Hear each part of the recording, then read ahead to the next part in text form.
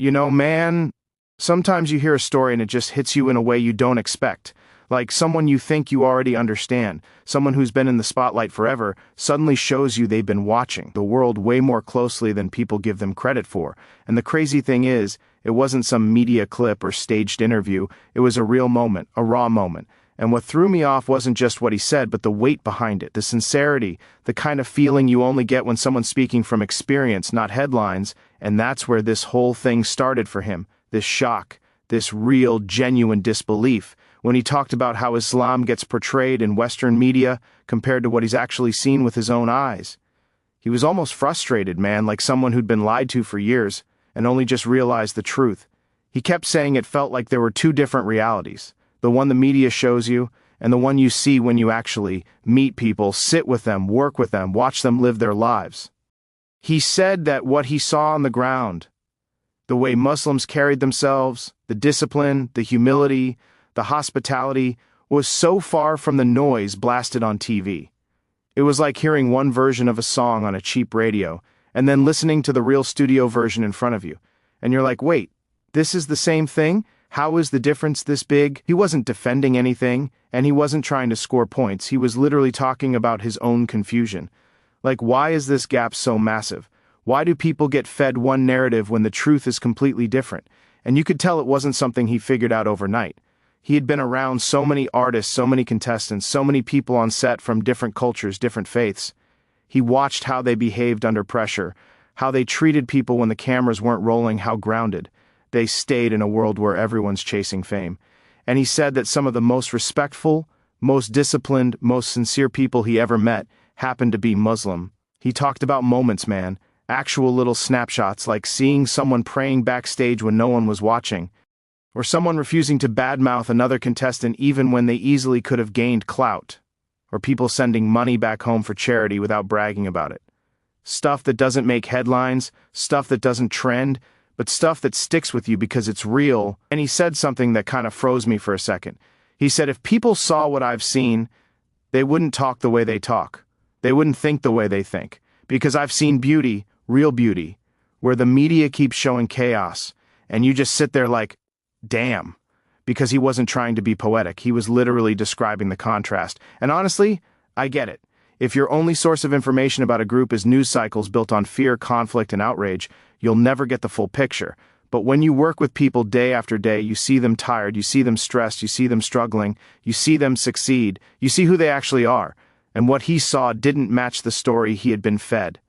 He said one time he was talking to a contestant, someone who had a hard life, came from nothing, and this person was calm, patient, collected, almost glowing with this sense of purpose. And he asked them how they kept themselves together with all the pressure. And the contestant just said, "My faith keeps me steady. No ego, no drama, just confidence." And he told me that moment literally stuck with him for years. Because he said that level of inner peace is rare in the entertainment world. You got fame, money, lights, cameras, people burn out like candles. But these people, they had anchors, real anchors. It made him realize something was off. Like, why does the world not highlight this stuff? Why does it exaggerate the negative and completely bury the positive? And he said that once he noticed the pattern, he couldn't unsee it. He started comparing the media noise with the real interactions he'd been having for years, and the two just didn't match. He looked almost embarrassed talking about it, like he was admitting he'd been naive, that he had believed too much of the surface-level narrative without questioning it. And he wasn't blaming anyone, he was just being honest. He said it felt like discovering a whole side of humanity that he'd been blind to, because someone else had filtered the lens, and it bothered him, deeply, because he felt like people deserved better than that. People deserved to be understood before being judged, and he couldn't understand why that wasn't happening. And the way he kept talking about it, man, you could hear the frustration turning into this quiet kind of awe. Like he wasn't just shocked, he was almost humbled by what he'd realized. He said it was like spending your whole life listening to commentary about a place you've never visited, only to finally step foot there and realize the commentary was written by someone who never went either. And when he talked about Islam specifically, you could tell this wasn't coming from some surface-level observation. It was coming from years of watching real people, real behavior, real character. He told me this story once about a producer he had worked with, a guy who was soft-spoken, Disciplined, always early, always prepared. You know the type of person who brings calm into a room just by being there? He said this guy was like that. Never raised his voice, never panicked, never threw blame on anyone, even when things went wrong. And one day, during a late-night wrap-up, he asked him, "Man, how do you stay so centered when everyone around you is losing their minds?" And the guy just smiled and said, "It's my deen. My faith teaches me patience." And that word, patience, he kept going back to it like it was some kind of revelation. He said it made him rethink what strength even means. Because in the entertainment world, strength is usually about volume. Who speaks the loudest, who dominates, who has the strongest personality. But he said watching these Muslims he worked with, he realized strength could be quiet, controlled, grounded, not forced. He said the media never shows that side. Never. Instead, it picks the worst moments, the ugliest moments, the loudest voices, and amplifies them until they become the only story people hear. And the more he compared what he saw firsthand with what he saw on TV, the more he realized the media was obsessed with extremes. Conflict sells. Peace doesn't. Outrage spreads. Respect doesn't. And he said that if he hadn't personally met so many Muslims over the years, he might have believed the noise too. That's what scared him. How easy it is to misunderstand millions of people based on a narrative someone else writes. He said one of the biggest shocks for him was how much Islam emphasized family. Not in a cheesy slogan way. Really emphasized it. Like, he would watch young Muslim contestants calling their parents before big performances, asking for prayers, asking for blessings, keeping them involved in everything. And it blew his mind because he said in Western culture, especially in showbiz, people run from their families, they disconnect, they become islands. But these people, they stayed connected, rooted, grounded. He talked about generosity too, and he had this look on his face like it genuinely messed with him. He told me once that during a tough season of one of his shows, a Muslim contestant who didn't even have much money would buy food for other contestants who skipped meals while rehearsing. No cameras, no clout, just pure generosity. And he said that wasn't a one-time thing. He kept seeing it again and again. People helping each other quietly, without any need for recognition. He told me, "Why does nobody show this part? Why is it never the headline?" And I didn't have an answer, man. Because he was right. We live in a world that rewards drama, not decency. And he was starting to see how that skewed the way people understood Islam. Like someone took a massive, beautiful tapestry and zoomed in on one torn thread and said, "This is the whole thing." He also talked about discipline, how Muslims would fast during Ramadan even while working insane schedules, long rehearsals, bright lights, low energy, pressure everywhere. And these people would still keep their fast, still stay respectful, still show up on time. And he said it blew his mind because he had seen celebrities complain about missing lunch, but these people were working all day without food or water, and they weren't whining. They were calm, steady, focused. He said seeing that changed something in him, like it shook his assumptions. He said it made him question why something so obviously powerful and beautiful was so misunderstood by the masses. Was it ignorance? Was it bias? Was it fear? Or was it something bigger, something systematic? He didn't have the answers. But he had the shock, the realization, the moment where your brain kind of kicks itself and goes, "Damn, I was wrong, I was missing something." And he wasn't embarrassed to admit it. He was almost grateful for it, because he said discovering the truth felt like clearing fog off a window and finally seeing the world as it actually is. And the way he described the turning point, man, you could feel how personal it had become for him. He said there was this one moment, one interaction that flipped everything, not in some dramatic movie way, but in a quiet, almost spiritual way. He was sitting backstage one night after a long shoot. Everyone was exhausted, the kind of exhaustion where you don't even want to talk.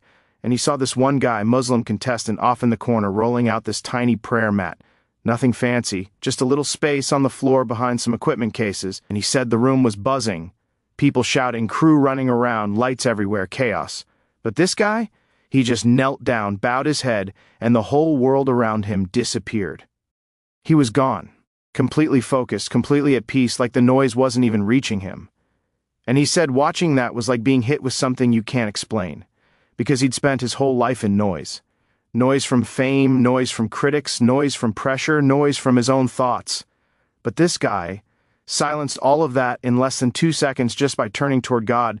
He said, "That's discipline, that's peace, that's something money can't buy."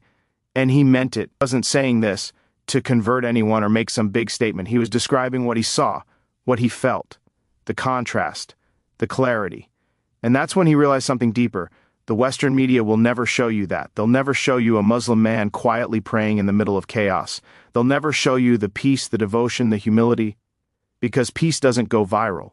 Chaos does. He said the media loves a villain more than it loves the truth. And once he saw the truth up close, he couldn't go back. He couldn't unsee it. He said the media made Islam look like this monolithic block of harshness and anger.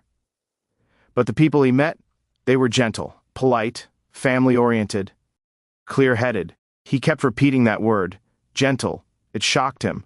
Because he'd been fed the opposite narrative for decades, he said there was this other moment during auditions where a young girl came in wearing hijab, and he admitted something people rarely say out loud. He expected her to be shy, maybe nervous, maybe closed off, because that's what the stereotypes tell you, right?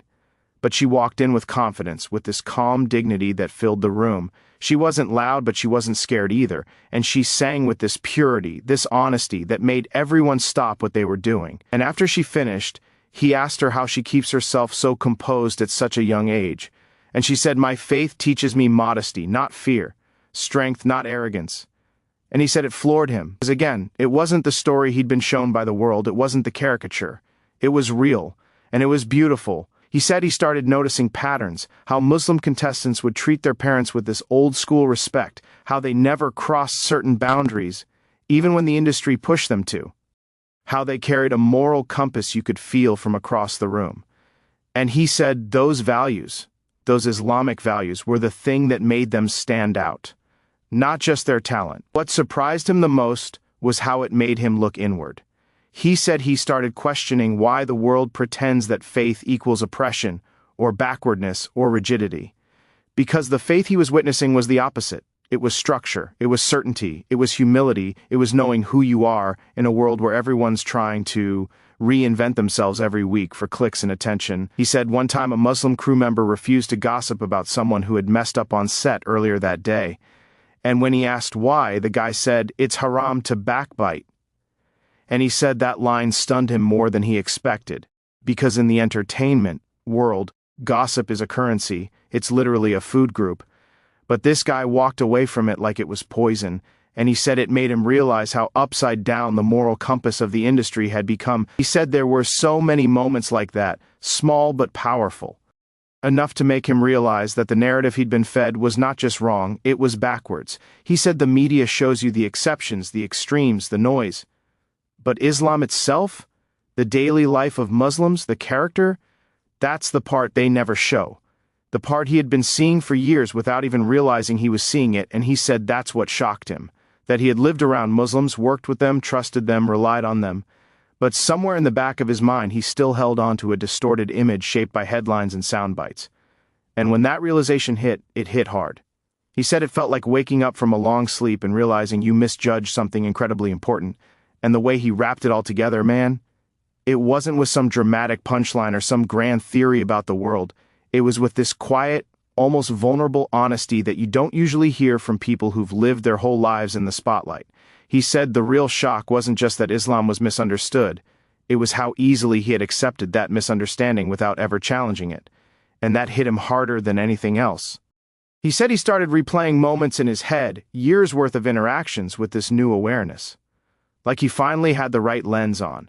Suddenly, he wasn't just seeing polite behavior or disciplined work ethic. He was seeing a worldview, a structure, a lifestyle, something intentional, something rooted, something that gave people a kind of strength he had never really understood before. He said, that's what the Western media strips away, the intention, the depth, the spiritual backbone. He said the media shows Muslims reacting to things but never shows them living their faith in the quiet, consistent, beautiful ways he'd seen backstage for years. It never shows the guy who steps away from a chaotic environment to pray. It never shows the girl who carries herself with dignity because modesty means something to her. It never shows the young man who sends half his paycheck to charity not because he wants applause, but because his faith tells him it's a duty. He said that's the Islam he saw, not the Islam he'd been told about. And once he realized that, the shock turned into something deeper, respect, curiosity, a kind of admiration he couldn't really hide. He said he started paying attention to the small things, like how Muslim crew members rarely complained, or how Muslim contestants handled failure with grace, or how they treated elders like royalty. He mentioned one moment that stuck with him, a young contestant who didn't make it through. Cameras off, no dramatic meltdown, no frustration, just this calm acceptance. "It wasn't written for me," the kid said. "Allah knows best." And he said that line sat in his chest for days, because in his world, rejection creates bitterness, anger, resentment. But this kid had turned it into gratitude, into trust, and he said it made him realize how powerful faith becomes when it's lived, not preached. He said the Western media doesn't show that either, the way Muslims surrender outcomes to something bigger than themselves. The peace that comes with that surrender, the steadiness, the clarity. Instead, the media paints everything as conflict, confrontation, extremism. He said it's like taking the humanity out of an entire community and replacing it with a caricature. He talked about this dinner he once had with a family he'd gotten close to, a Muslim family. No cameras, no press, no performing for anyone, just food, laughter, warmth. And he said he felt something in that home he hadn't felt in a long time. Sincerity, no ego, no industry energy, no transactional conversations, just genuine connection. And he said that's when he realized how deeply unfair the misunderstanding was. Because if people saw what he saw that night, the love, the manners, the unity, they'd question everything they thought they knew. He said that was the moment he felt a kind of sadness about it all. Like an entire world had been robbed of understanding something beautiful because someone, somewhere, decided drama was more profitable than truth. He said he wished people would step out of their echo chambers. Just experience Muslims in real life instead of through a screen, because real life tells a different story. A softer story, a wiser story, and he wasn't trying to glorify anyone or erase the bad apples. He was very clear about that. Every group has them, every culture, every religion. But he said Islam gets judged only by its bad apples, while its good ones, its wise ones, its disciplined ones, its gentle ones, are ignored like they don't exist. He said the misunderstanding isn't just wrong, it's dangerous. Because it keeps people from seeing the beauty, the depth, the humanity inside of faith followed by billions. It keeps people divided, it keeps people afraid, and he said fear is the easiest product to sell. Peace isn't. What really shook him, and he said this in a voice you don't forget, was how much beauty he would have missed if he hadn't paid attention. The kindness, the discipline, the inner stillness, the loyalty, the humility, all the things people claim the modern world is losing. He saw them alive and thriving in the Muslims he met. He said it made him rethink what strength looks like. Not loud, not chaotic, not self-centered, but controlled, principled, purposeful. And he said if the world saw that version of Islam, the real version, the lived version, they'd be shocked too, not by fear but by admiration.